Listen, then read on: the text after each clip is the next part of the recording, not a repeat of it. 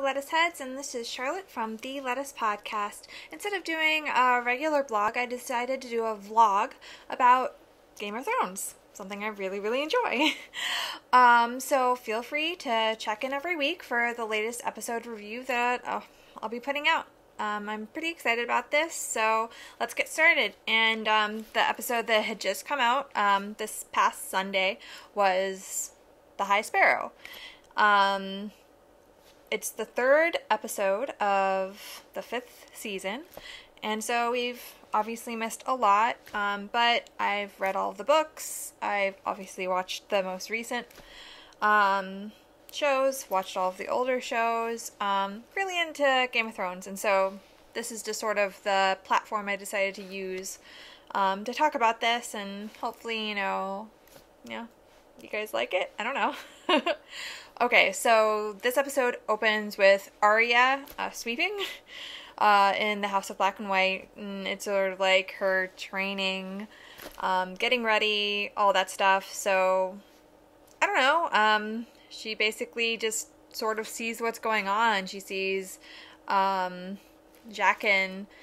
hand this man like a drink from the fountain type thing inside, and he dies.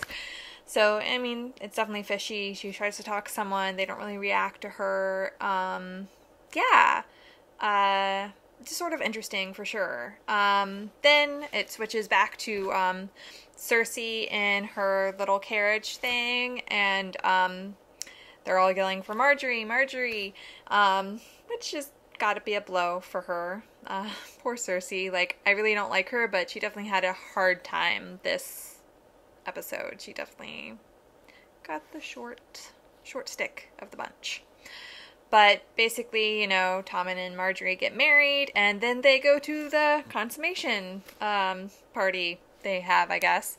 I guess that's normal for most marriages, but, they get it on, and you get to see how excited he is, and you sort of see Marjorie, how she manipulates people. You really see how she's like, oh, does your mother like it here? And she talks about that, and then they immediately then cut to a scene where Tommen's talking to Cersei.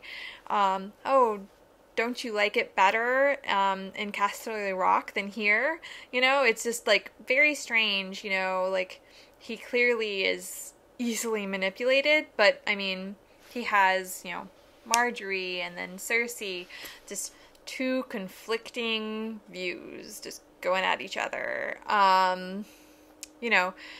Then you actually see Cersei come to Marjorie as she's, gossiping, talking about Tom and then her, their wedding night and all that jazz, and she really disses Cersei. Like, she's like, oh, it's a bit early for us to drink, but I can get some for you, and,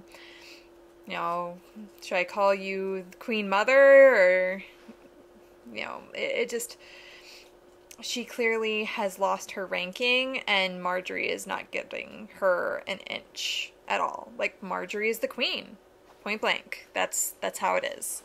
So, then we sort of see Reek in Winterfell, also, yeah, that was tough, seeing him and seeing his face when he looked at the flayed men that Ramsay brought back with him for not paying the rent, I guess. So that was sort of tough to see. And then, like, Lord Bolton's like, hey, Ramsay, you're getting married now that you're my true son and heir. This is what's going on. So that is when you sort of connect that, Sansa is taking up the role of the fake Arya in Winterfell in the show. So now Sansa is going to maybe marry Ramsay. I don't know what's going to happen, but basically when her and Littlefinger talk about it, he's like, listen, you could make this choice. You can control your life. Stop hiding. Blah, blah, blah. Littlefinger. He's manipulating her, but I think she's more accepting of him manipulating her. Like, she knows that he's manipulating her, and she either is going to do this or she's not. But I think she's going to take the power into her hands and potentially make something good of this. I don't know. We'll see. So then we go to a really cute scene of Brienne and Pod. Love those two. But they're so nice together, and you get a lot of their backstory. I like how, you know, Brienne was talking, you know, about her ball and how, you know, just like, I don't know, it was just really touching. I liked their stories, and even Pod, he gave his backstory too, so it was nice. Not too much to talk about there. They know that Sansa's going to be going to Winterfell, so, you know, I don't know, like, I think that they're still going to show up. I'm not sure what role they're going to play. I don't know. I really hope that Sansa ending up with Brienne and Pod, because Sansa could use some just genuinely nice people in her life, because she does not have those. Then you go to the Lord Commander Snow. He talks to Stannis and like, yes, yeah, Stannis, I'm not going to leave the Night's Watch and become legitimate to help you. So I'm so sorry, but it's not going to work out. Also, when are you going to leave? Because I need to figure out this shit. Sort of cool. And then Davos sort of pulls him aside and is like, listen, you know, you could still help us out without going against your vows.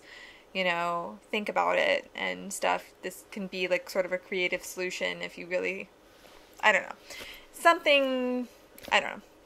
You can tell that they all respect each other, and really, if I was Stannis, I would have slapped Jon Snow, because he really needs him, and he sort of just, yeah. Poor Stannis. Yeah. Then you get Arya again, and then she has to throw away all of her things in the water, and she obviously can't throw out Needle, her sword, so what she does is she hides it in rocks, and it's like, okay, well, I'm not sure if you're really going to be a true faceless man if you keep your identity like that. So we'll see what happens. I don't know. Like, I don't blame her. I don't think I would give away all my prized possessions just to learn how to kill people. Because, well, one, I don't want to learn how to kill people. But two, also, I don't know. I just wouldn't do it. Sorry. She cleans the body and sort of is starting to get trained. So, you know, that's more than sweeping, which, you know, step for Arya. Great. Then we go to the scene where Sansa meets the Boltons, and she's definitely playing the part. You can tell she's like, Lord Bolton. You know, like, it's definitely, she's playing the game right now. You know, then the maid servant kind of person shows Sansa to her room and stuff. She's like, the North remembers. And I mean, it just shows you how loyal and stubborn these Northerners are. And I love Starks. I'm sort of nervous for Sansa in the situation she's in, but I really hope things turn out for her, because one of my favorite characters. Yeah, then we go to Jon Snow kills Janis. Alistair Thorne gets to be First Ranger. That's a sort of cool scene, how Janis sort of begs Jon, no, I'm afraid, but he still kills him, and then you see Stannis in the background, like, looking sort of proud. That was definitely a neat scene. I'm not necessarily the biggest person on beheadings, but, you know, I think it needed to be done. He needed to break up that duo, because I think if he didn't, there would have been some major problems. Then we go to the High Septon in his whorehouse, or a whorehouse, and basically the Sparrows find him there and make him do a naked walk through the city.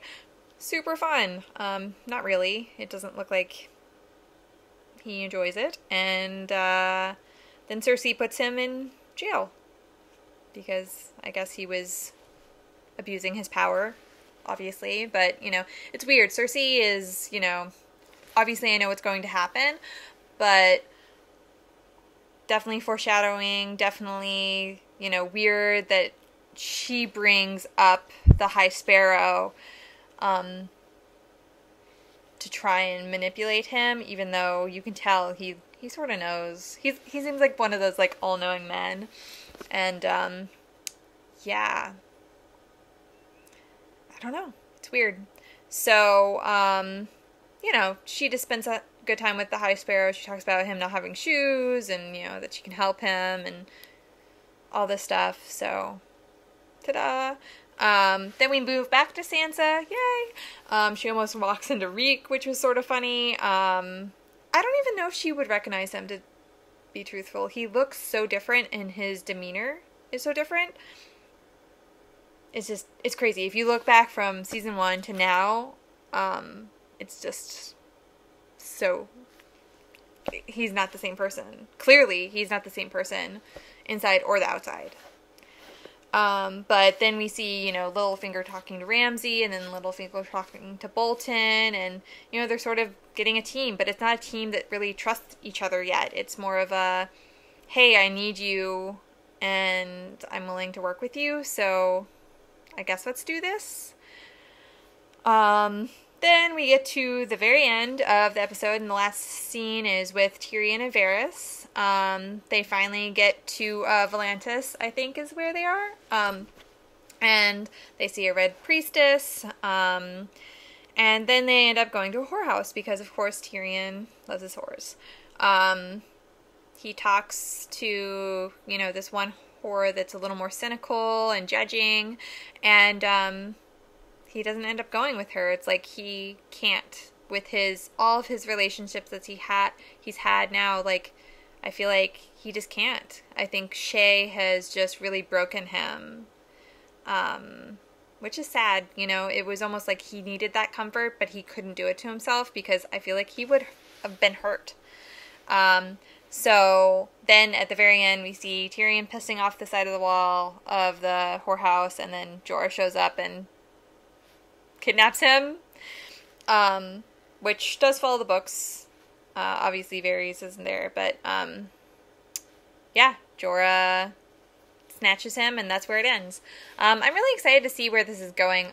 The stories have definitely changed, like, from the book to here, but you see where they're connecting and condensing storylines. I was sorry not to see the Daenerys storyline or Dorne. There we go. I wanted to see more Dorne. We've only really seen them once. I just want to know what's going on there. I want to see Jaime and Bronn there. I want to see just all the cool stuff going on. But yeah, that's it for this little vlog. I hope you guys enjoyed it. Check out our anything, I guess, the Lettuce Podcast. That's where we're at. I guess I'll put all the information down below. Check it out. Click on it. Come visit us. And let me know what you think. You know, this is really super new for me, and I'd love to hear some feedback. I guess I'll talk to you guys next week. Bye!